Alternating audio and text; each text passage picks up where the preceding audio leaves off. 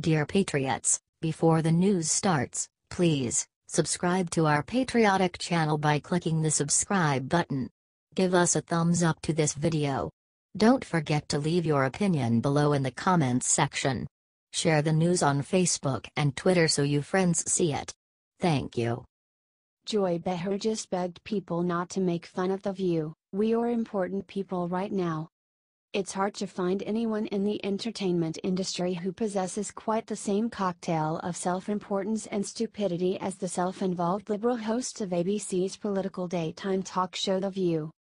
In the wake of the scandal about film producer and hardcore liberal Harvey Weinstein's many sexual assaults, The View's Joy Behar and her co-host sounded off on why they does not believe people should criticize The View hosts or late-night comedians for not tackling the Weinstein story.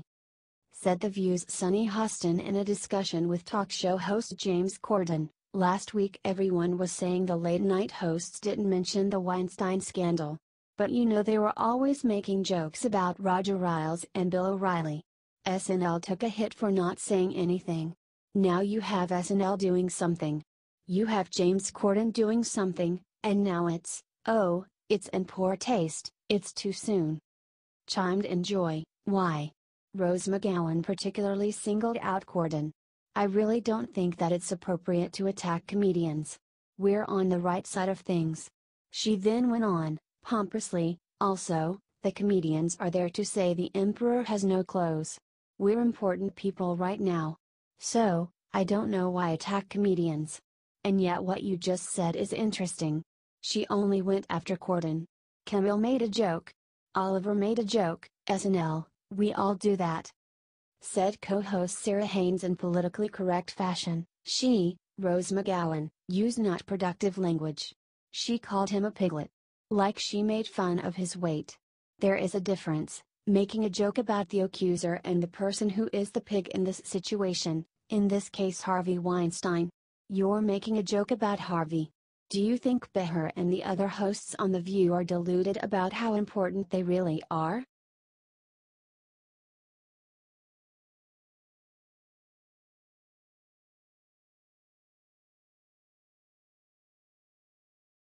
Hanoi Jane Fonda just said on TV that she is not proud of America. Academy Award winner actress and former exercise video star Jane Fonda earned the enmity of decent, patriotic Americans when during the Vietnam War she declared that she was sympathetic to the Soviet-backed North Vietnamese forces and announced her support for American troops fighting there. In the past couple decades, the Clute star has taken on very few film roles. However, the fact that she has mostly stayed out of the limelight clearly does not mean that her thinking and her politics have evolved in any way. Fonda recently appeared on a British television show called Hard Talk on BBC, and the program's host Stephen Sacker asked Jane if she felt pride in the United States at present. Disturbingly, although predictably, she told the British interviewer that she did not. Sacker asked Fonda very directly, "Let me ask you a simple question, are you proud of America today?" Jane replied, emphatically, "No." The former Mrs. Ted Turner then continued, "But, I'm proud of the resistance. I'm proud of the people who are turning out in unprecedented numbers and continue over and over and over again to protest what Trump is doing. I'm very proud of them, that core." Later, when asked about the NFL protests during the national anthem, Fonda told the host that she would not just get down on one knee during the anthem, but she would gladly get down on all fours. Are you disgusted by extremist Jane Fonda?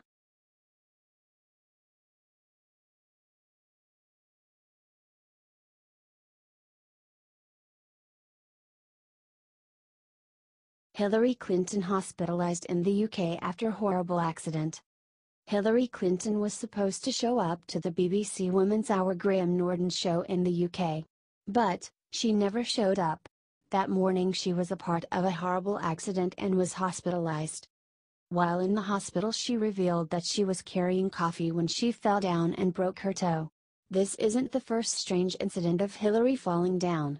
"I was running down the stairs in heels with a cup of coffee in hand. I was talking over my shoulder and my heel caught and I fell backwards," Hillary recalled.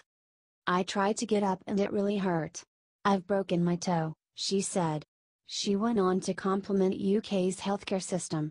"I've received excellent care from your excellent health service," said Hillary. She had been making a series of vile speeches in the UK, attacking our president and our country while promoting her book What Happened. The morning host Philip Schofield posted his disappointment on Snapchat. Supposed to be interviewing Hillary Clinton. But she's fallen over and hurt her foot. Gutted, he said with a photo of an empty chair and Hillary's book. "I'd read the book and everything. Apologies," complained host Jane Garvey. And it appears they have learned a valuable lesson about relying on Hillary Clinton.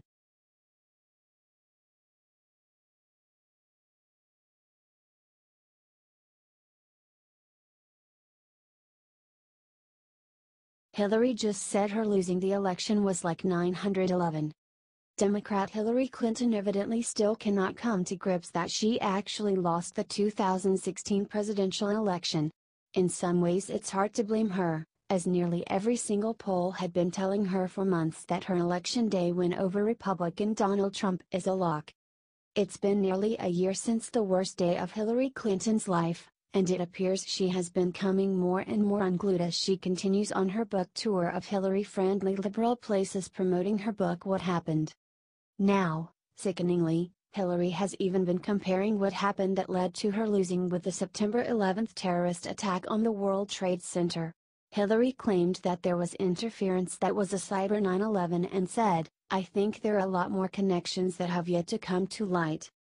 Continued increasingly delusional Hillary, "We had really well-respected security, intelligence veterans saying this was a cyber 9/11, in the sense it was a direct attack on our institutions. That may sound dramatic, but we know that they probed and tried to intrude into election systems, not just the social media propaganda part of their campaign."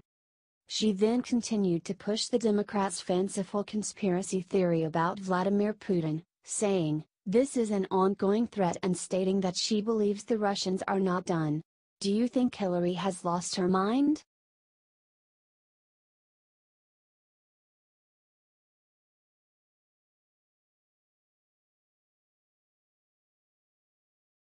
Hillary Rodham Clinton is responsible for advocating for modern-day slavery. Caldwell exposes truth. Fox News analyst Gianno Caldwell called out Hillary Clinton for being a hypocrite about the NFL. Hillary let her opinions be known about the protests, and how much she supports black people. But her track record proves a very different story.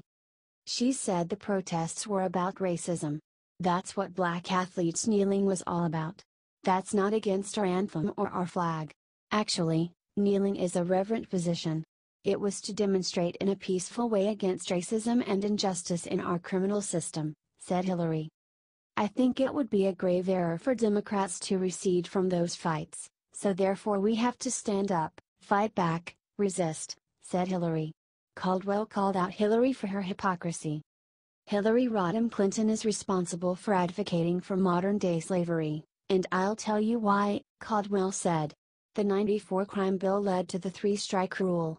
It also took funding for education and training out of the prison system, which led to a recidivism rate of 75% after 5 years, said Caldwell. So when we think about the issues that players and others are protesting, oppression, systematic racism, which does exist in America, we can thank the Clintons for their role in that, he said.